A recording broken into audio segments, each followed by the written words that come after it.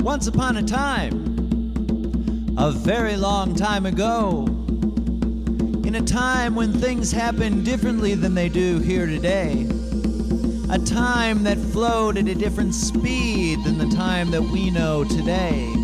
Once upon that time, in a very faraway place, a place where things happen differently than they do here today. 3 times removed from the other side, once upon a time in that very faraway place, there was a king.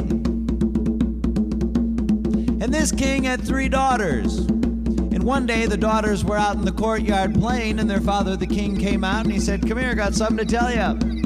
I'm going out of town on business for a few days, and I think that you're old enough that I'm going to leave you home alone without a chaperone." The daughters got sort of excited. But he said there's going to be a few ground rules for while I'm gone. First of all, no boys in the castle. Their hearts began to sink.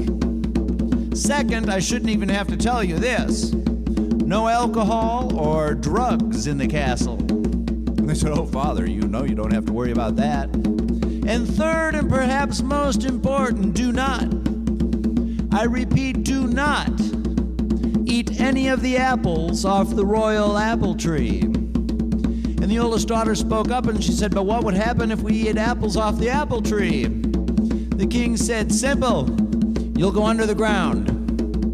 "Well, what do you mean, go under the ground?" He said, "If you take so much as one bite out of one of those apples off the royal apple tree, you'll go exactly 100 feet under the ground." And with that, their father, the king, left on his business trip. Now, I might ask you, what do you think was the first thing that those daughters did when their father, the king, left? If you said, "Eat the apples," I may ask, "You sure you haven't heard this story before?" For that's exactly what they did. No sooner was the king out of the castle, those daughters went straight to the apple tree and they began munching away. And the next thing they knew, all 3 of them found themselves exactly 100 feet under the ground. Now, 3 days later, the king returned from his business trip, and he entered the castle and he noticed something was wrong. It was clean. He went into the kitchen, it wasn't piled full of dirty dishes. He went into the TV room, it wasn't a mess. He went upstairs, their beds were made and their clothes were put all away nice and neat. And this didn't look like a castle that 3 teenage daughters had been in for 3 days by themselves. And he didn't see the daughters anyplace, so he became worried. He hunted all around the castle, he didn't see them, so he called to his servants.